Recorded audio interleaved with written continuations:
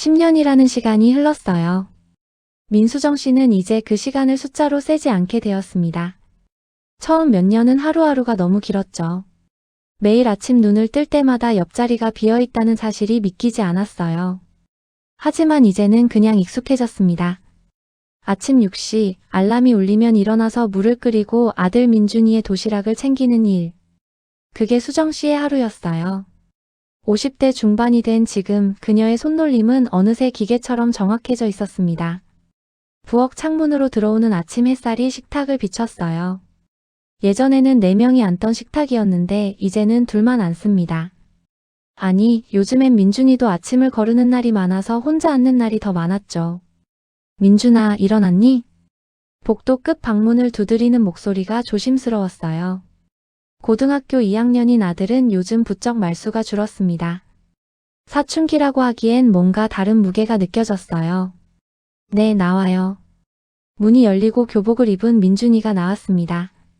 아버지를 닮아 키가 훌쩍 컸어요. 그 모습을 볼 때마다 수정 씨의 가슴 한편이 먹먹해졌습니다. 남편 강태수가 마지막으로 집을 나설 때도 이런 아침이었거든요. 평범한 10월의 아침이었습니다. 엄마, 저 오늘 수학여행 가요. 민준이가 가방을 매며 말했어요. 그러고 보니 오늘이 경주로 가는 날이었죠. 수정 씨는 며칠 전부터 준비한 간식 봉지를 건넸습니다. 너무 많이 돌아다니지 말고 친구들이랑 잘 지내고. 네. 짧은 대답이었어요. 민준이는 아버지 이야기를 거의 하지 않았습니다. 10년 전 그 아이가 초등학교 2학년이었을 때 아버지가 사라졌으니까요. 기억이 희미할 나이는 아니었지만 그렇다고 선명하게 남아있을 나이도 아니었죠. 현관문이 닫히는 소리가 들렸어요. 수정 씨는 창문으로 다가가 아들의 뒷모습을 바라봤습니다. 학교 쪽으로 걸어가는 민준이의 어깨가 어느새 이렇게 넓어졌나 싶었어요. 잘 다녀와. 작게 중얼거린 그 말이 바람에 흩어졌습니다. 집은 다시 조용해졌어요. 수정 씨는 식탁에 앉아 식은 커피를 한 모금 마셨습니다. 쓴맛이 입안에 퍼졌죠. 10년 동안 이 쓴맛에 익숙해졌어요. 남편이 사라진 날도 이런 평범한 아침이었습니다. 출근한다고 나가서는 그대로 돌아오지 않았어요. 휴대폰은 꺼져 있었고 회사에도 나타나지 않았습니다. CCTV에 찍힌 마지막 모습은 지하철역 계단을 내려가는 뒷모습이었죠. 수정 씨는 고개를 저었어요. 이제는 생각하지 말자고 매일 아침 다짐하는데도 문득문득 떠올랐습니다. 저녁 7시쯤이었어요. 수정 씨는 마트에서 장을 보고 돌아와 저녁 준비를 하고 있었습니다. 민준이가 없으니 집이 더 넓어 보였죠. 휴대폰이 울렸어요. 카카오톡 알림이었습니다. 민준이가 보낸 메시지였죠. 엄마, 불국사 다녀왔어요. 영상 보내요. 그리고 동영상 파일 하나가 도착했어요. 수정 씨는 손을 닦고 휴대폰을 들었습니다. 재생 버튼을 눌렀죠. 화면에 불국사 대웅전 앞 계단이 나타났어요. 아이들이 우르르 몰려있고 선생님이 자, 다들 모여서 사진 찍자 하고 외치는 소리가 들렸습니다.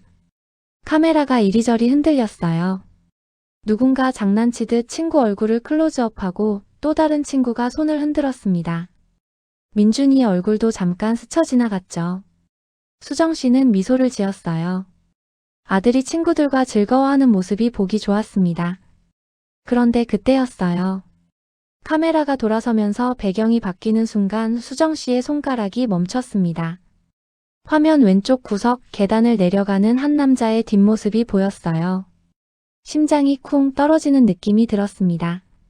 그 걸음걸이, 어깨의 각도, 머리 모양. 아니야, 설마. 수정 씨는 고개를 저었어요. 하지만 손은 이미 다시 재생 버튼을 누르고 있었습니다. 영상을 멈췄어요. 화면 속 그 남자가 정확히 보이는 순간에 일시정지를 눌렀습니다. 흐릿했어요. 얼굴은 보이지 않았죠. 하지만 수정 씨의 손이 떨렸습니다. 그 사람이 입고 있는 옷.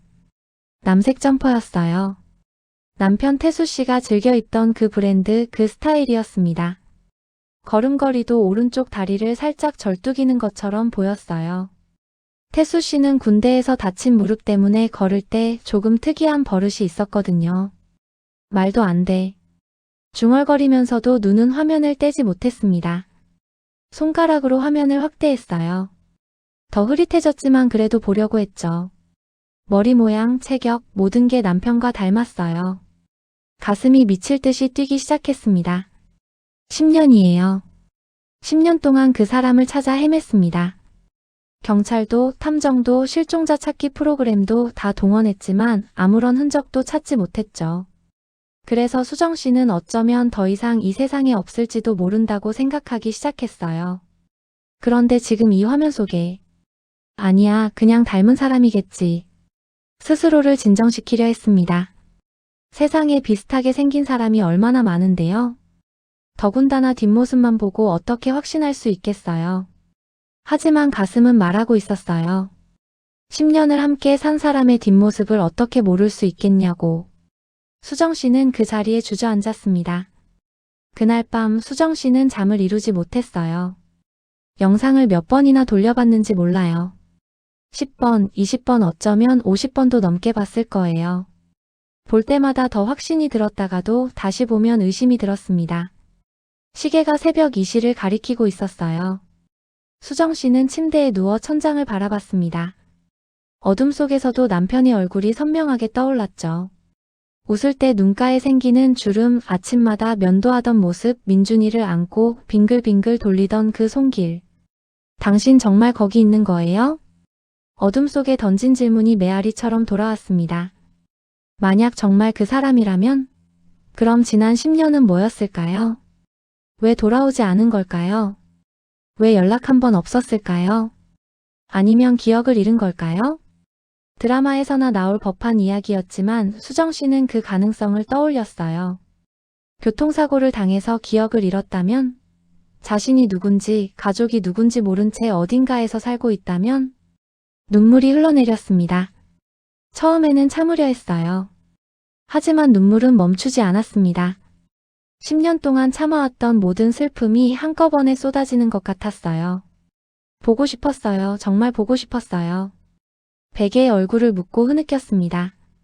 10년 동안 혼자 견뎌온 시간들이 떠올랐어요. 민준이 앞에서는 강한 척했지만 밤마다 이렇게 혼자 울었던 날들이 얼마나 많았는지. 새벽 공기가 차가웠습니다. 아침이 왔어요. 수정 씨는 거의 잠을 자지 못한 채 부엌으로 나왔습니다. 거울에 비친 얼굴은 퉁퉁 부어 있었죠. 찬물로 세수를 하고 또 했어요. 휴대폰을 켰습니다. 민준이에게서 온 메시지가 있었어요. 엄마, 오늘 첨성대 가요. 저녁에 숙소 도착하면 연락할게요. 평범한 메시지였습니다. 수정 씨는 답장을 보냈어요. 그래, 조심해서 잘 다녀와. 엄마는 괜찮으니까 신경 쓰지 말고. 보내고 나서 한참을 멍하니 앉아 있었습니다. 어떻게 해야 할까요? 누구에게 말할 수 있을까요? 친구에게? 아니면 경찰에게? 하지만 뭐라고 말해요? 아들이 보낸 수학여행 영상에 10년 전 실종된 남편이 지나가더라고. 말도 안 되는 소리처럼 들렸어요. 수정 씨는 다시 영상을 켰습니다. 이제는 그 장면이 몇 분 몇 초에 나오는지 정확히 알았어요. 2분 37초. 딱 그 순간 그 사람이 지나갑니다. 확대해서 캡처했어요. 흐릿한 이미지를 사진첩에 저장했습니다. 이게 정말 당신인가요?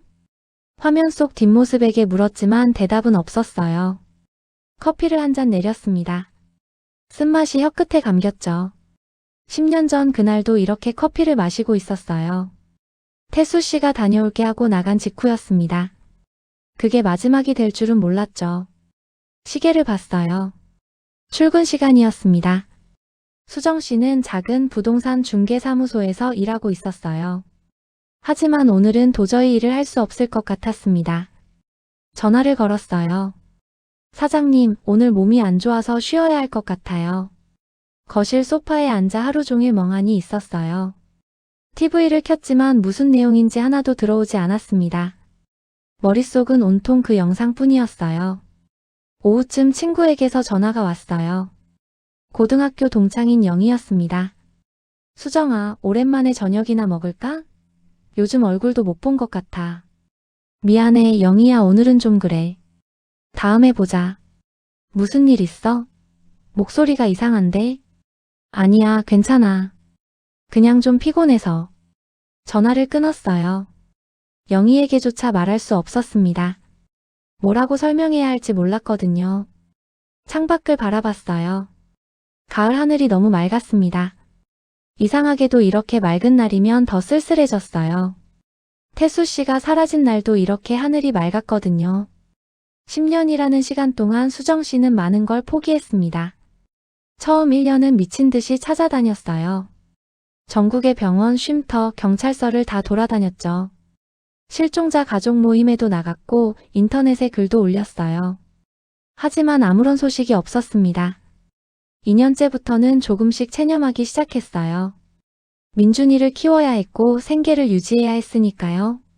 슬픔에만 빠져 있을 수 없었습니다. 5년쯤 지났을 때 수정 씨는 남편이 이미 세상을 떠났을지도 모른다고 생각하게 됐어요. 그게 차라리 마음이 편했습니다. 어딘가에서 다른 삶을 살고 있다고 생각하는 것보다. 그런데 지금 이 영상 한 편이 모든 걸 다시 흔들어 놓았어요. 수정 씨는 휴대폰을 꼭 쥐었습니다. 저녁이 되었어요. 민준이에게서 연락이 왔습니다. 엄마, 숙소 도착했어요. 내일 안압지 가요. 그래, 재밌게 잘 다녀와. 사진 많이 찍고. 짧은 대화를 나눈 후 전화를 끊었습니다. 수정 씨는 오랫동안 휴대폰을 들여다봤어요. 그리고 결심했습니다. 가봐야겠다고. 직접 경주에 가서 확인해야 한다고. 이대로 앉아서 궁금해하고 있을 수는 없었어요. 만약 정말 그 사람이 남편이라면 10년 만에 찾을 수 있는 기회인데 놓칠 수는 없었습니다. 하지만 민준이에게는 말할 수 없었어요. 아직 확실하지도 않은데 아이에게 헛된 희망을 줄 수는 없었습니다. 10년 전 아버지를 잃은 충격에서 겨우 회복한 민준이를 다시 혼란스럽게 만들 수는 없었죠. 수정 씨는 가방을 챙기기 시작했어요. 간단한 옷가지 몇 벌, 세면도구, 그리고 남편의 사진을 넣었습니다. 오래된 사진이었어요. 30대 중반의 태수 씨가 웃고 있는 가족 사진이었죠. 당신 정말 거기 있나요? 사진 속 남편에게 물었습니다. 밤새 기차표를 검색했어요. 내일 아침 첫 차로 경주에 가기로 했습니다. 민준이는 내일 오후에 서울로 돌아올 예정이었으니 그 전에 다녀와야 했어요. 잠을 청했지만 또 잠이 오지 않았습니다. 천장을 바라보며 생각했어요. 만약 정말 남편을 찾는다면 그 다음은 어떻게 될까? 왜 10년 동안 돌아오지 않았는지 물어봐야 할까? 아니면 그냥 안아줘야 할까? 답은 없었습니다. 새벽 공기가 창문 틈으로 들어왔어요. 새벽 5시에 일어났어요. 가방을 챙기고 현관문을 나섰습니다. 아직 어두운 거리가 고요했죠. 택시를 잡아 타고 서울역으로 향했어요. KTX 첫 차는 6시 20분이었습니다. 플랫폼에 서서 기다리는 동안 수정 씨의 심장은 계속 빠르게 뛰었어요. 떨리는 손으로 휴대폰을 꺼내 다시 한번 그 영상을 봤습니다. 기차가 들어왔어요. 좌석에 앉자 긴장이 조금 풀렸습니다. 창밖으로 어둠이 물러가고 서서히 밝아지는 하늘이 보였어요. 기차가 출발했습니다. 덜컹 하는 소리와 함께 서울이 멀어지기 시작했어요. 수정 씨는 창밖을 바라보며 생각에 잠겼습니다. 10년 전 그날이 떠올랐어요. 태수 씨가 마지막으로 집을 나서던 날 아침은 정말 평범했습니다. 다녀올게 하고 현관문을 나서는 남편에게 조심해서 다녀와 했던 것 말고는 특별한 게 없었어요. 그날 저녁 남편이 돌아오지 않았어요. 처음엔 회식이려니 했습니다. 연락도 없이 늦는 건 좀 그랬지만 가끔 그런 날이 있었으니까요. 하지만 9시가 넘고 10시가 넘어도 연락이 없었어요. 전화를 걸었죠. 꺼져 있었습니다. 회사에 전화했어요. 퇴근했다고 했습니다. 그럼 어디 간 거지? 병원? 사고? 다음날 아침까지 소식이 없자 경찰에 신고했어요. 하지만 성인 실종은 48시간이 지나야 수사를 시작한다고 했습니다. 그렇게 시작된 악몽이었어요. KTX가 터널을 지나갔습니다. 잠깐 어두워졌다가 다시 밝아졌죠. 수정 씨는 눈을 감았어요. 제발 그 사람이길. 8시 40분 경주역에 도착했어요. 플랫폼에 내려서는 순간 낯선 도시의 공기가 폐를 채웠습니다. 경주는 수정 씨에게 익숙한 곳이 아니었어요.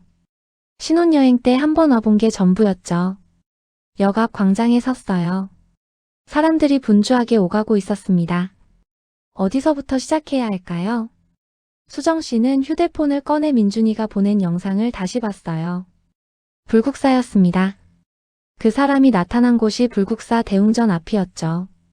택시를 잡아탔어요. 불국사로 가주세요. 네, 손님. 관광 오셨어요? 아, 네, 그런 셈이에요. 택시기사는 친절하게 경주의 이곳저곳을 설명해줬지만 수정 씨의 귀에는 아무것도 들어오지 않았습니다. 창밖 풍경만 멍하니 바라봤어요. 30분쯤 지나 불국사에 도착했습니다. 입구에서 표를 끊고 들어갔어요. 평일 오전이었지만 관광객들이 꽤 있었습니다. 수정 씨는 천천히 계단을 올라갔어요. 대웅전 앞이었습니다. 바로 이곳이에요. 민준이가 영상을 찍었던 바로 그곳. 수정 씨는 주변을 둘러봤습니다. 영상 속 배경과 똑같았어요. 그 사람이 지나갔던 계단. 수정 씨는 그쪽으로 천천히 걸어갔어요. 심장이 두근거렸습니다. 혹시 지금 여기 어딘가에 있을까요? 이 넓은 경주 어딘가에서 숨쉬고 있을까요? 당신 어디 있어요? 작게 중얼거렸어요. 대웅전 안쪽으로 들어가 부처님께 절을 올렸습니다. 10년 만에 하는 간절한 기도였어요. 제발 그 사람을 찾게 해주세요. 불국사를 천천히 돌아봤어요. 혹시 그 사람이 다시 나타나지 않을까 하는 희망으로 1시간 넘게 경내를 걸었습니다. 하지만 당연히 나타나지 않았죠. 관광객들 사이에서 비슷한 체격의 남자만 보면 심장이 뛰었어요.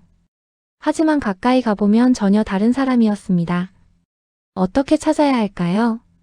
수정 씨는 벤치에 앉아 생각했어요. 이 넓은 경주에서 한 사람을 찾는다는 게 얼마나 막막한 일인지 실감이 났습니다. 영상 속 그 사람이 관광객이었을 수도 있고 아니면 이곳 주민일 수도 있었죠. 주변 가게들을 돌아보기로 했어요. 불국사 입구 쪽에 있는 기념품 가게로 들어갔습니다. 50대쯤 되어 보이는 여자 주인이 반갑게 맞아줬어요. 어서 오세요. 뭘 찾으세요? 저 혹시 여쭤봐도 될까요?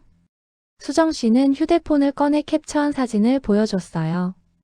흐릿한 뒷모습이었지만 이 사람 혹시 본 적 있으세요? 이 근처에서 자주 보이는 사람 같은데. 주인은 사진을 들여다봤습니다. 뒷모습이라 잘 모르겠는데요. 누구 찾으세요? 제 가족이에요. 오래전에 연락이 끊겼는데 혹시 이 근처에 계신 것 같아서요. 아이고 그러시구나. 근데 뒷모습만으로는 저도 잘 이 옷차림이면 관광객 같기도 하고. 그렇군요. 감사합니다. 수정 씨는 고개를 숙이고 가게를 나왔어요. 막막했습니다. 하나씩 물어보기로 했어요. 불국사 주변 식당, 카페, 가게들을 돌아다니며 사진을 보여줬습니다. 대부분의 사람들이 고개를 저었어요. 잘 모르겠는데요. 뒷모습이라 알 수가 없네요. 죄송해요. 도움이 못 돼서. 점심때가 되었어요. 배가 고픈 건 아니었지만 어딘가 들어가서 앉아있고 싶었습니다. 작은 국밥집으로 들어갔어요. 어서 오세요. 뭐 드릴까요? 순두부찌개 하나 주세요. 주문을 하고 앉아서 또 휴대폰을 꺼냈어요. 영상을 다시 봤습니다. 몇 번을 봐도 그 사람은 똑같이 지나갔어요. 손님, 여기 순두부찌개요. 아, 감사합니다. 국밥집 주인은 60대쯤 되어 보이는 할머니였어요. 친절한 인상이었습니다. 혹시 여쭤봐도 될까요? 수정 씨는 또 휴대폰을 꺼내 사진을 보여줬어요. 이 사람 본 적 있으세요? 불국사 근처에서 찍힌 건데. 할머니가 안경을 쓰고 화면을 들여다봤습니다. 글쎄 올시다 뒷모습이라 잘 모르겠네요. 무슨 일로 찾으시는데요? 제 남편이에요. 10년 전에 실종됐는데 이 근처에서 목격된 것 같아서요. 할머니의 표정이 안타까워졌어요. 아이고 머니 10년이나 그럼 경찰에는 신고하셨어요? 네, 했었는데 찾지 못했어요. 그래서 제가 직접. 참 고생이 많으시네요. 제가 도움이 되면 좋으련만 이 사진으로는. 수정 씨는 고개를 끄덕였어요. 그래도 순두부찌개는 따뜻했습니다. 오후 내내 걸어 다녔어요. 불국사에서 시내 쪽으로 내려오면서 눈에 띄는 가게마다 들어갔습니다. 편의점, 약국, 빵집, 옷가게 사진을 보여주며 물었지만 아무도 기억하지 못했어요. 해가 기울기 시작했습니다. 수정 씨는 벤치에 앉아 지친 다리를 쉬었어요. 발이 아팠습니다. 아침부터 얼마나 걸어 다녔는지 몰라요. 이러다가 찾을 수 있을까? 회의감이 들기 시작했어요. 그때 한 젊은 여자가 옆 벤치에 앉았습니다. 편의점에서 산커피를 마시고 있었죠. 수정 씨는 용기를 내서 말을 걸었어요. 저기 실례지만 여쭤봐도 될까요? 네. 이 사람 혹시 본 적 있으세요? 여자가 사진을 봤어요. 그리고 고개를 저었습니다. 잘 모르겠는데요. 누구 찾으세요? 제 남편이에요. 이 근처에 있을 것 같아서. 아, 저는 잘 모르겠어요. 죄송해요. 여자가 일어나서 가버렸어요. 수정 씨는 다시 혼자 남았습니다. 노을이 지고 있었어요. 하늘이 붉게 물들어갔죠. 민준이에게서 연락이 왔어요. 엄마, 저 지금 안압지 봤어요. 야경이 예쁘네요. 그래, 사진 찍어뒀어? 네. 엄마는 저녁 먹었어요? 응, 먹었어. 넌? 지금 먹으러 가요. 내일 아침에 서울 올라가요. 그래, 조심해서 와. 전화를 끊고 나니 눈물이 났어요. 아들에게 진실을 말하지 못하는 게 미안했습니다. 그리고 막막했어요. 이렇게 찾는 게 맞는 걸까요? 저녁이 되었어요. 배는 고프지 않았지만 어딘가 들어가서 쉬어야 할 것 같았습니다. 숙소도 아직 정하지 않았어요. 일단 근처 모텔에 방을 잡았습니다. 짐을 풀고 다시 나왔어요. 포기할 수 없었습니다. 저녁 시간대에는 식당들이 붐비니까 거기서 일하는 사람들에게 물어보면 혹시 모르잖아요. 골목길을 걸어 내려갔어요. 작은 분식집이 보였습니다. 경주 할매 분식이라는 낡은 간판이 달려 있었죠. 안으로 들어갔어요. 어서 오세요. 50대 중반쯤 되어 보이는 아주머니가 반갑게 맞아줬습니다. 떡볶이 하나 주세요. 네, 조금만 기다리세요. 자리에 앉아서 주변을 둘러봤어요. 오래된 식당이었습니다. 벽에는 연예인들의 사인이 빼곡히 붙어 있었죠. 떡볶이가 나왔어요. 맛있게 드세요. 감사합니다. 저 혹시 여쭤봐도 될까요? 수정 씨는 또 휴대폰을 꺼냈어요. 이 사람 본 적 있으세요? 아주머니가 안경을 고쳐 쓰고 화면을 들여다봤습니다. 그리고 고개를 갸우뚱했어요. 잘은 모르겠는데 이 옷 입은 사람 어디서 본 것 같기도 하고. 수정 씨의 심장이 뛰었습니다. 정말요? 어디서요? 확실하진 않은데요. 가끔 이 근처 지나가는 사람 중에 이런 점퍼 입은 분이 있었던 것 같아요. 근데 얼굴은 잘 뒷모습이라. 언제쯤이었어요? 자주 보셨나요? 글쎄요, 가끔. 이 골목 지나다니시는 분인 것 같던데 확실하진 않아요. 희미한 실말이었지만 수정 씨에게는 큰 의미였어요. 혹시 어느 쪽으로 가시는 걸 보셨어요? 저 아래쪽? 황리단길 쪽? 감사합니다. 정말 감사합니다. 황리단길로 향했어요. 경주의 핫플레이스라고 하는 그곳은 젊은 사람들로 붐비고 있었습니다. 카페와 음식점들이 즐비했죠. 한 곳 한 곳 들어가서 물어봤어요. 이 사람 본 적 있으세요? 대부분은 고개를 저었지만 몇몇 사람들이 비슷한 말을 했습니다. 이 옷 입은 사람 가끔 보는 것 같기도 한데요. 저도 확실하진 않지만 비슷한 분이 이 골목 지나가시는 거 본 적 있어요. 확실한 증언은 아니었어요. 하지만 여러 사람이 비슷한 말을 한다는 건 혹시 정말 이 근처에 계신 걸까요? 한 카페 주인이 말했어요. 그 옷차림이면 혹시 공방 쪽에서 일하시는 분 아닐까요? 이 근처에 작은 도자기 공방들이 몇 개 있거든요. 공방이요? 네, 저 골목 안쪽으로 들어가면 있어요. 젊은 사람들이 운영하는 작은 공방들. 혹시 거기서 일하시는 분일 수도. 수정 씨는 메모했어요. 어디쯤인지 알려주실 수 있으세요? 카페 주인이 지도를 그려줬습니다. 골목 안쪽 조용한 곳에 있다고 했어요. 감사합니다. 밤이 깊어지고 있었어요. 내일 아침 일찍 그 공방들을 찾아가 봐야겠다고 생각했습니다.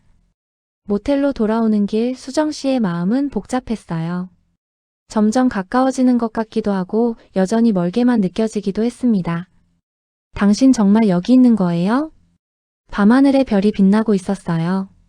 다음 날 아침 일찍 일어났어요. 밤새 설렘과 불안으로 제대로 잠을 자지 못했습니다. 7시에 모텔을 나와 카페 주인이 알려준 골목으로 향했어요. 주택가 사이 좁은 길을 따라 걸어갔습니다. 조용한 동네였어요. 오래된 한옥들 사이로 작은 가게들이 보였죠. 소량 도자기 공방. 낡은 나무 간판이 걸려 있었어요. 문이 닫혀 있었습니다. 아직 영업시간 전이었죠. 수정 씨는 근처를 배회하며 기다렸어요. 9시가 조금 넘어 문이 열렸습니다. 30대 초반으로 보이는 여자가 나왔어요. 앞치마를 두르고 있었습니다. 저기 안녕하세요. 네, 안녕하세요. 체험하러 오셨어요? 아니, 그게 아니라 혹시 여쭤봐도 될까요? 수정 씨는 휴대폰을 꺼냈어요. 이 사람 혹시 여기서 일하시는 분인가요? 여자가 화면을 봤어요. 그리고 고개를 갸우뚱했습니다. 뒷모습이라 잘 모르겠는데요. 여기는 저 혼자 운영해요. 아, 그렇군요. 누구 찾으세요? 제 가족인데 이 근처에서 일한다고 들어서요. 저 옆 골목에도 공방이 몇 개 더 있어요. 거기 가보세요. 감사합니다. 다음 공방으로 갔어요. 경주 목공방이라는 곳이었습니다. 문을 열고 들어가자 나무 냄새가 났어요. 안쪽에서 톱질하는 소리가 들렸습니다. 안녕하세요? 50대 남자가 나왔어요. 목수복을 입고 있었습니다. 네, 뭘 도와드릴까요? 수정 씨는 또 휴대폰을 꺼냈어요. 하지만 그 순간 안쪽에서 누군가 나오는 소리가 들렸습니다. 심장이 멎는 것 같았어요. 안쪽에서 한 남자가 나왔어요. 남색 점퍼를 입고 있었습니다. 키도 비슷했고 체격도 비슷했어요. 수정 씨의 다리가 후들거렸습니다. 남자는 고개를 숙인 채 나무판을 들고 있었어요. 얼굴이 보이지 않았습니다. 강 선생, 이거 저기 갖다 놔줘요. 네. 낮은 목소리로 대답했어요. 그 목소리. 수정 씨의 입술이 떨렸습니다. 남편의 목소리와 비슷했어요. 아니, 똑같았어요. 남자가 돌아서서 안쪽으로 걸어갔습니다. 뒷모습 그 걸음걸이 오른쪽 다리를 살짝 절뚝이는 것까지. 저기요, 손님? 목공방 주인이 수정 씨를 불렀어요. 하지만 수정 씨는 대답할 수 없었습니다. 온몸이 얼어붙은 것 같았어요. 손님, 괜찮으세요? 저 사람. 가까스로 말을 꺼냈어요. 저분이 누구세요? 아, 강 선생요? 여기서 일하는 직원이에요. 왜요? 언제부터 여기서 일하셨어요? 한 78년 됐나? 왜 그러시는데요? 수정 씨는 벽을 잡고 간신히 중심을 잡았어요.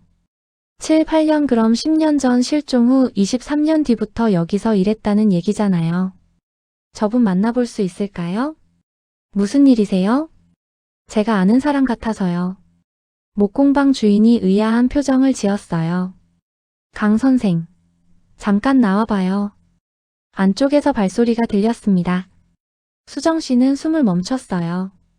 남자가 나왔습니다. 그리고 고개를 들었어요. 수정 씨의 눈에서 눈물이 쏟아졌습니다. 강태수였습니다. 10년 전보다 머리에 흰머리가 많아졌고 얼굴에 주름이 더 깊어졌지만 틀림없이 남편이었어요. 저기 뭐. 태수 씨가 어리둥절한 표정으로 수정 씨를 봤습니다. 그의 눈빛에는 낯선 사람을 보는 당혹감만 있었어요. 수정 씨는 입을 열려다 닫았습니다. 그가 자신을 알아보지 못하고 있었어요. 혹시 저 아세요? 떨리는 목소리로 물었습니다. 태수 씨는 고개를 갸우뚱했어요. 아니요, 처음 뵙는 것 같은데요? 심장이 무너지는 것 같았습니다. 10년을 기다렸어요. 10년을 찾아 헤맸습니다. 그런데 그는 아내를 알아보지 못했어요. 정말 모르세요? 예. 제가 누구를 알아야 하는데요? 목공방 주인이 끼어들었어요. 손님, 무슨 일이세요? 강 선생을 아세요? 수정 씨는 고개를 저었어요. 아니, 끄덕였어요. 아니, 뭐라고 해야 할지 몰랐습니다. 죄송해요. 제가 잘못 봤나 봐요. 그러세요? 근데 울고 계시잖아요. 괜찮으세요? 네, 죄송합니다. 수정 씨는 뒤로 물러났어요. 공방문을 나와 골목길을 걸었습니다. 다리에 힘이 풀려서 몇 걸음 가지 못하고 쓰러질 것 같았어요. 벽에 기대서 주저앉았습니다. 그가 자신을 몰랐어요. 10년을 함께 산 아내를, 아들의 엄마를 전혀 기억하지 못했습니다. 왜 모르는 거예요? 눈물이 멈추지 않았어요. 한참을 그렇게 앉아 있었어요. 지나가는 사람들이 쳐다봤지만 신경 쓰지 않았습니다. 어떻게 해야 할지 몰랐어요. 발소리가 들렸어요. 누군가 다가오고 있었습니다. 고개를 들어보니 목공방 주인이었어요. 손님, 괜찮으세요? 물 좀 드세요. 생수 한 병을 건네줬습니다. 감사합니다. 목공방 주인이 옆에 앉았어요. 강 선생이랑 무슨 관계세요? 수정 씨는 잠시 망설였어요. 하지만 더 이상 숨길 수가 없었습니다. 제 남편이에요. 예? 10년 전에 실종됐어요. 그런데 아들이 보낸 영상에서 우연히 봤고 그래서 찾아왔어요. 목공방 주인의 얼굴이 굳어졌어요. 그게 무슨... 저분 저를 기억 못하더라고요. 그죠? 목공방 주인은 한숨을 쉬었습니다. 강 선생이 처음 여기 왔을 때 기억을 잃은 상태였어요. 기억을... 네. 7, 8년 전쯤이었나 거리에서 쓰러져 있는 걸 제가 발견했어요. 병원에 데려갔는데 자기가 누군지도 모르더라고요. 수정 씨는 숨을 삼켰어요. 경찰에는 신고 안 하셨어요? 했죠. 근데 신원을 찾을 수 있는 게 아무것도 없었어요. 지갑도 없고 신분증도 없고 DNA 검사도 했는데 매칭되는 게 없다고 하더라고요. 그럼 병원에서도 기억상실증이라고 했어요. 정확한 원인은 모르겠지만 아마 교통사고나 충격 때문일 거라고. 그래서 제가 일자리라도 주자 싶어서 공방에서 일하게 했어요. 목공방 주인이 한숨을 쉬었어요. 강태수라는 이름도 제가 지어준 거예요. 성은 강씨라고 하길래. 목공방 주인의 말이 이어졌어요. 처음에는 기억이 돌아올 줄 알았어요. 병원에서도 그러더라고요. 시간이 지나면 회복될 거라고. 근데 몇 년이 지나도 소용없었어요. 수정 씨는 눈물을 닦았습니다. 그럼 가족이 있다는 것도 모르는 거예요? 네. 본인도 답답해해요. 가끔 꿈을 꾼대요. 누군가의 얼굴이 어렴풋이 보이는데 깨고 나면 기억이 안 난다고. 그게 가족인지도 모르겠다고 하더라고요. 혹시 정말 가족이라면 증명할 수 있는 게 있나요? 수정 씨는 가방을 뒤졌어요. 지갑에서 오래된 가족 사진을 꺼냈습니다. 이거 10년 전 사진이에요. 저랑 남편 그리고 아들. 목공방 주인이 사진을 봤어요. 그리고 천천히 고개를 끄덕였습니다. 맞네요, 강 선생이. 그 사람한테 이 사진 보여줘도 될까요? 글쎄요, 여러 번 가족 찾는다고 사진도 보여주고 했는데 전혀 반응이 없었거든요. 근데 한번 해보시죠. 목공방으로 돌아갔어요. 태수 씨는 나무를 다듬고 있었습니다. 수정 씨가 들어가자 고개를 들었어요. 여전히 낯선 사람을 보는 눈빛이었습니다. 강 선생, 이분이 당신 가족이라고 하시는데. 예? 태수 씨가 어리둥절한 표정을 지었어요. 이거 좀 봐요. 목공방 주인이 사진을 건넸습니다. 태수 씨는 사진을 받아들었어요. 한참 들여다봤습니다. 수정 씨는 숨을 죽이고 그의 반응을 기다렸어요. 태수 씨의 손이 떨렸습니다. 이게... 태수 씨의 얼굴이 창백해졌어요. 이 사람이 저예요? 네, 당신이에요. 수정 씨가 떨리는 목소리로 대답했습니다. 태수 씨는 계속 사진을 들여다봤어요. 손가락으로 사진 속 자신의 얼굴을 쓰다듬었습니다. 이 여자는 누구예요? 제가 당신 아내예요. 민수정이에요. 아내. 태수 씨가 고개를 들어 수정 씨를 봤어요. 그의 눈빛에 혼란이 가득했습니다. 죄송한데 기억이 안 나요. 수정 씨의 가슴이 무너졌어요. 이 아이는요? 아들 민준이에요. 지금 고등학생이고요. 아들. 태수 씨는 사진 속 어린 민준이를 바라봤어요. 뭔가 느껴지는 게 있는 것처럼 보였지만 여전히 기억은 돌아오지 않는 듯 했습니다. 정말 아무것도 기억 안 나세요? 수정 씨가 한 걸음 다가갔어요. 우리 결혼한 지 15년 됐어요. 민준이가 초등학교 2학년 때 당신이 사라졌고 10년 동안 찾았어요. 10년 동안. 목이 메었습니다. 태수 씨는 사진을 내려다보며 이마를 짚었어요. 머리가 아파요. 괜찮으세요? 목공방 주인이 걱정스럽게 물었습니다. 네, 그냥 뭔가 떠오를 것 같은데 안 떠올라요. 태수 씨가 눈을 감았어요. 고통스러운 표정이었습니다. 수정 씨는 더 가까이 다가가고 싶었지만 참았어요. 그가 부담스러워할 것 같았거든요. 천천히 생각해 보세요. 제가 기다릴게요. 죄송해요, 정말. 태수 씨의 목소리가 떨렸어요. 공방 밖으로 나왔어요. 목공방 주인이 따라 나왔습니다. 손님, 커피라도 한잔 하시죠. 제 사무실로 가요. 작은 사무실에 앉아 커피를 받았어요. 하지만 마실 수가 없었습니다. 강 선생. 아니, 태수 씨가 7, 8년 동안 한 번도 기억이 돌아온 적이 없어요? 네. 병원도 몇 군데 다녔는데 다들 비슷한 얘기더라고요. 심한 충격으로 인한 기억상실이고 자연스럽게 회복될 수도 있지만 영구적일 수도 있다고. 그럼 가족을 찾겠다는 생각은 안 했나요? 처음에는 했죠. 경찰에도 신고하고 실종자 찾기도 하고. 근데 매칭되는 게 없었어요. 그래서 태수 씨도 포기한 것 같아요. 어차피 기억도 안 나는데 뭘 어떻게 하겠어요. 목공방 주인이 한숨을 쉬었어요. 그냥 여기서 새로운 삶을 사는 게 낫다고 생각한 것 같아요.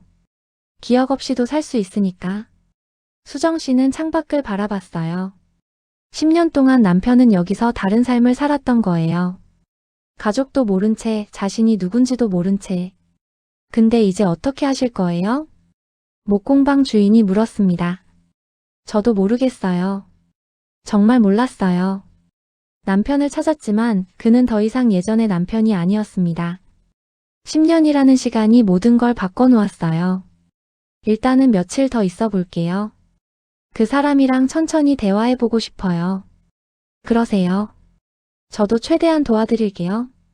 감사합니다. 수정 씨는 고개를 숙였어요. 밖에서 나무 다듬는 소리가 들렸습니다. 태수 씨가 다시 일하고 있는 거겠죠. 10년 만의 재회였지만 그들 사이에는 넘을 수 없는 벽이 있었습니다. 다음 날 수정 씨는 다시 공방을 찾았어요. 민준이에게는 일 때문에 서울 가는 게 늦어질 것 같다고 문자를 보냈습니다. 아들은 괜찮아요. 조심해서 오세요 라고만 답했어요. 공방 문을 열고 들어갔습니다. 태수 씨가 작업대 앞에 앉아 있었어요. 어젯밤 잠을 못 잔 것처럼 얼굴이 피곤해 보였습니다. 안녕하세요. 수정 씨가 조심스럽게 말을 걸었어요. 태수 씨가 고개를 들었습니다. 눈빛이 어제보다는 조금 부드러워진 것 같았어요. 어제는 놀라게 해서 죄송했어요. 아니에요. 제가 당황스러우셨을 거예요. 태수 씨가 작업을 멈추고 의자를 내줬어요. 앉으세요. 감사합니다. 어색한 침묵이 흘렀습니다. 저기 어젯밤에 계속 생각해봤어요. 태수 씨가 먼저 말을 꺼냈어요. 사진 속 사람이 분명 저예요. 얼굴이 똑같으니까. 근데 정말 아무것도 기억이 안 나요. 당신도 아들도 그 시간들도. 괜찮아요. 괜찮지 않죠. 10년을 기다렸다고 하셨잖아요. 태수 씨의 목소리에 미안함이 묻어났어요. 저도 답답해요. 왜 기억이 안 나는지 당신이 말하는 그 시간들이 제 인생이었는데 왜 하나도 떠오르지 않는지. 수정 씨는 고개를 끄덕였어요. 병원에서 뭐라고 했어요? 충격으로 인한 기억 상실이래요. 언제 돌아올지는 아무도 모른다고. 평생 안 돌아올 수도 있대요. 그럼 10년 전 그날은요? 무슨 일이 있었는지. 그것도 몰라요. 제가 기억하는 건 7, 8년 전 이 거리에서 깨어난 순간부터예요. 태수 씨가 창밖을 바라봤어요. 그 전의 일은 전부 사라졌어요. 며칠이 흘렀어요. 수정 씨는 경주에 머물며 태수 씨를 조금씩 만났습니다. 억지로 기억을 되찾게 하려 하지 않았어요. 그저 옆에 있어주는 것만으로도 의미가 있을 것 같았으니까요. 어느 날 오후 둘이서 대릉원을 걸었어요. 여기 자주 오세요? 가끔요. 머리 복잡할 때 산책하러 와요. 좋네요. 조용하고. 네. 나무 벤치에 앉았습니다. 가을 바람이 불어왔어요. 태수 씨가 조심스럽게 물었어요. 저 어떤 사람이었어요? 그때는 수정 씨는 미소를 지었습니다. 착한 사람이었어요. 화를 잘 안 냈고 민준이한테도 다정했고 주말마다 가족이랑 놀러 다니는 걸 좋아했어요. 그랬구나. 회사에서도 성실하다고 소문났어요. 승진도 빨리 했고 저한테는 세상에서 제일 좋은 남편이었어요. 목이 메었습니다. 태수 씨는 아무 말도 하지 못했어요. 그저 고개를 숙이고 있었습니다. 미안해요, 정말. 아니에요. 당신 잘못이 아니잖아요. 그래도 10년 동안 고생하셨을 텐데. 견뎠어요. 민준이가 있었으니까. 수정 씨가 휴대폰을 꺼내 민준이 사진을 보여줬어요. 최근 사진이었습니다. 많이 컸네요. 네. 이제 고등학생이에요. 아버지 닮아서 키도 크고. 태수 씨는 사진을 오래 들여다봤어요. 이 아이한테 말씀하셨어요? 아버지를 찾았다고. 아니요. 아직. 왜요? 확신이 서지 않아서요. 기억도 없는데 갑자기 나타나서 아버지라고 하면 민준이가 받아들일 수 있을까요? 태수 씨는 고개를 끄덕였어요. 그것도 그렇네요. 저녁 태수 씨의 작은 원룸에 초대받았어요. 간단하게 꾸며진 방이었습니다. 책장에는 목공 관련 책들이 꽂혀 있었고 벽에는 그가 만든 작은 목공 예품들이 걸려 있었어요. 직접 만든 거예요? 네. 쉴 때 취미로. 잘 만드셨네요. 태수 씨가 라면을 끓였어요. 둘이서 마주 앉아 먹었습니다. 10년 동안 혼자 사셨어요? 네. 친구도 별로 없고 그냥 일하고 집에서 쉬고 그게 전부예요. 외롭지 않으셨어요? 외로운지도 잘 모르겠어요. 기억이 없으니까 비교할 게 없어서. 태수 씨가 쓸쓸하게 웃었어요. 가끔 꿈을 꿔요. 누군가 제 이름을 부르는 꿈. 근데 그게 누군지 모르겠어요. 목소리만 들리고 얼굴은 안 보여요. 혹시 제 목소리일 수도. 그럴 수도 있겠네요. 조용한 침묵이 흘렀어요. 저기 만약에 말이에요. 태수 씨가 조심스럽게 물었습니다. 제가 기억을 되찾는다면 그럼 다시 돌아갈 수 있을까요? 예전 삶으로. 수정 씨는 잠시 생각했어요. 글쎄요, 저는 당신이 돌아오길 바랐어요. 10년 동안. 근데 지금 보니까 당신은 이미 다른 사람이 된 것 같아요. 다른 사람. 기억이 없는 채로 10년을 살았잖아요. 그것도 하나의 인생이에요. 그 시간을 지울 수는 없을 거예요. 태수 씨는 고개를 끄덕였어요. 맞아요. 저도 요즘 그런 생각해요. 만약 기억이 돌아온다면 지금의 나는 사라지는 걸까? 그럼 지금까지 살아온 이 시간은 뭐가 되는 걸까? 복잡한 질문이었어요. 답은 없었습니다. 일주일이 지났어요. 수정 씨는 여전히 경주에 머물고 있었습니다. 민준이는 걱정하며 전화를 걸어왔어요. 엄마 언제 와요? 일 때문이라고 했는데 이렇게 오래 걸려요? 응, 좀 복잡한 일이 생겨서. 곧 갈게. 무슨 일인데요? 나중에 얘기해 줄게. 민준아, 너 혼자 밥 잘 챙겨 먹고 있지? 네, 걱정 마세요. 전화를 끊고 나니 마음이 무거웠어요. 아들에게 뭐라고 말해야 할까요? 아버지를 찾았다고 말할까요? 하지만 그 아버지는 자신을 기억하지 못한다고 덧붙여야 할까요? 너무 잔인한 진실 같았어요. 태수 씨를 만나러 공방에 갔어요. 오늘 일찍 오셨네요. 네. 저기 말씀드릴 게 있어요. 뭔데요? 저 이제 서울로 돌아가야 할 것 같아요.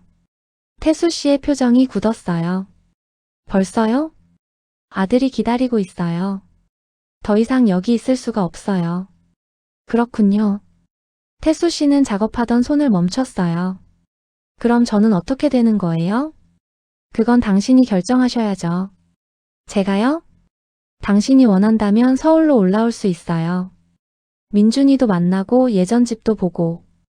혹시 기억이 돌아올지 모르잖아요. 근데요? 태수 씨가 망설였어요. 저는 이곳 생활에 익숙해요. 여기가 편해요. 기억도 없는데 서울에 가서 낯선 사람들 사이에서 산다는 게 두려워요. 수정 씨는 알았어요. 그도 두려운 거예요.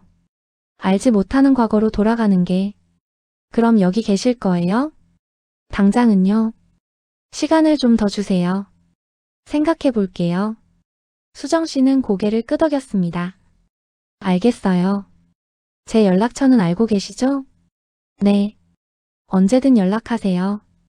제가 기다릴게요. 떠나기 전날 밤이었어요. 태수 씨가 저녁을 같이 하자고 했습니다. 작은 한식당에서 만났어요. 내일 떠나신다고요? 네. 아침 기차예요. 그렇군요. 태수 씨는 술을 한 잔 마셨어요. 이상해요. 당신을 알게 된 지 일주일밖에 안 됐는데 떠난다니까 마음이 허전해요.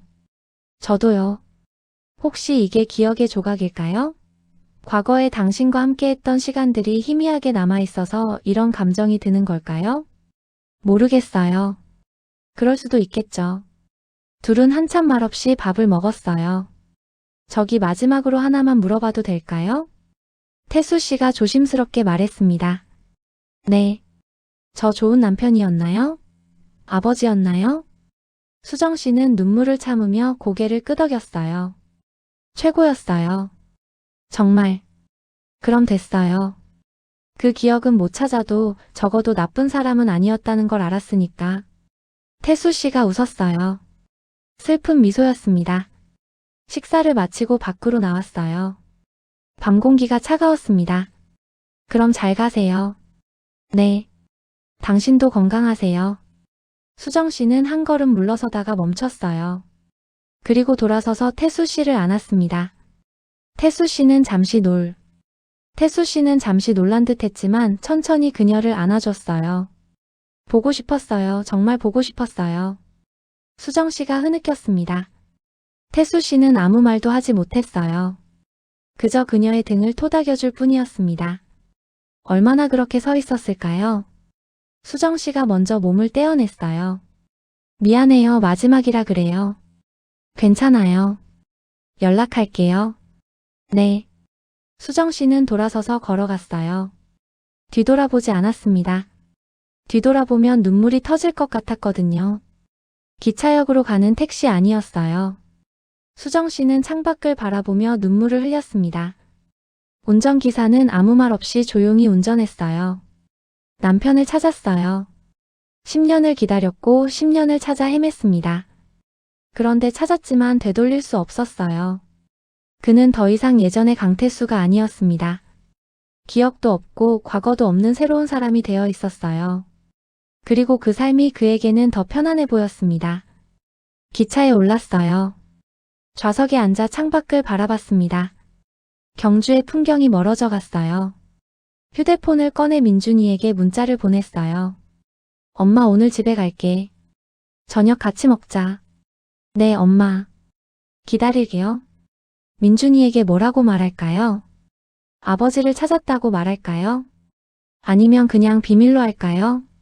수정 씨는 오랫동안 고민했어요. 그리고 결심했습니다. 말하지 않기로. 민준이는 이미 10년 동안 아버지 없이 살아왔어요. 이제는 안정을 찾았고 자기 삶을 살아가고 있었습니다. 거기에 혼란을 주고 싶지 않았어요. 그리고 태수 씨도 이제는 놓아주기로 했습니다.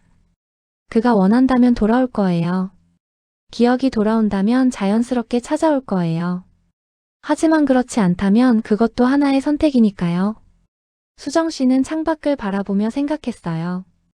사랑한다는 건 때로 놓아주는 것일지도 모른다고.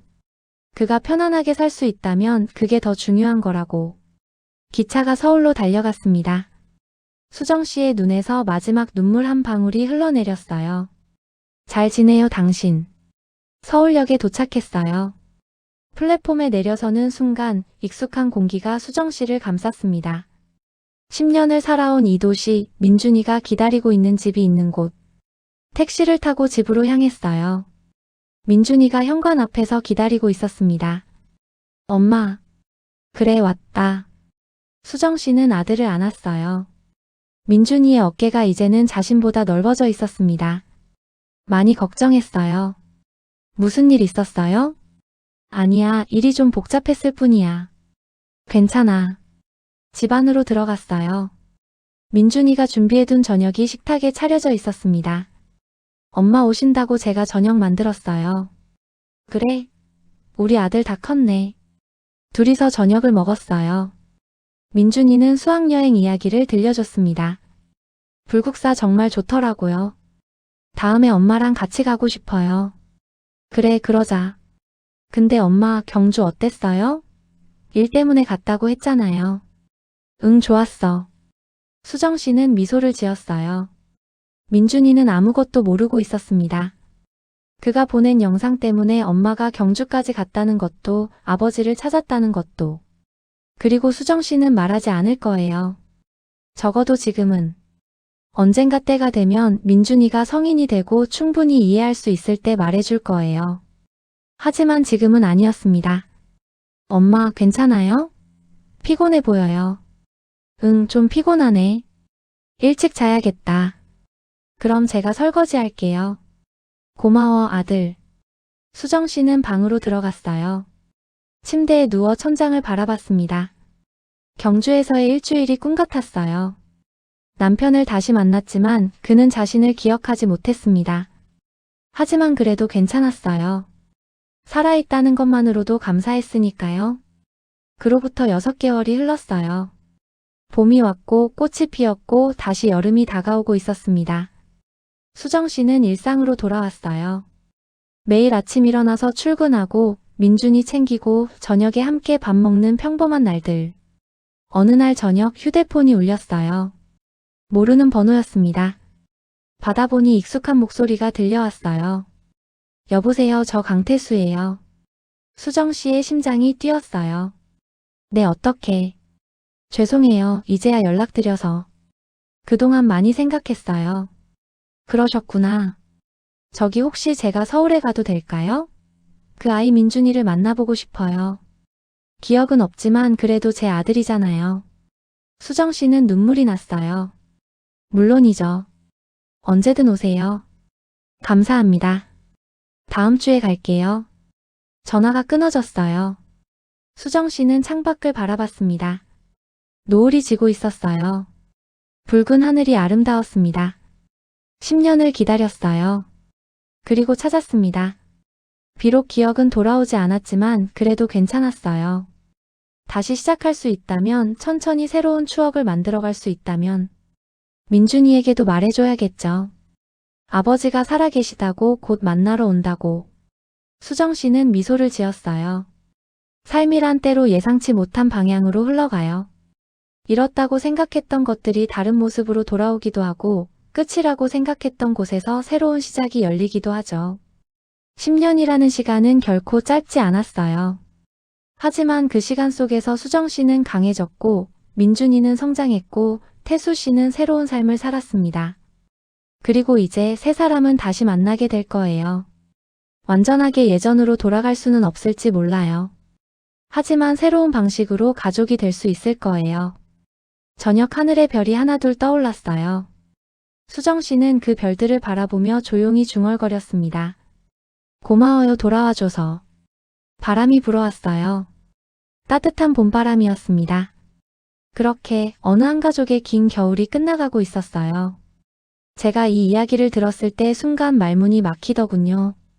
경주로 수학여행을 간 아들이 찍어보낸 그 평범한 동영상 속에 무려 10년 전 실종된 남편이 있었다고 합니다.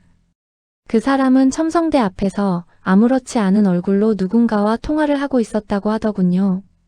그 말을 전해 듣는 순간 저는 온몸이 싸늘해졌습니다. 세월이 그렇게 흘렀는데 어떻게, 왜, 그리고 무엇 때문에 그는 그곳에 혼자 서 있었던 걸까? 이 가족에게 남은 질문은 너무 많았습니다. 저도 앞으로 이 사연이 어떻게 흘러갈지 계속 지켜보려 합니다. 혹시 여러분도 마음이 쓰이신다면 구독과 좋아요 눌러주시고 계속 함께 들어봐 주세요. 다음 이야기를 전할 때 큰 힘이 됩니다.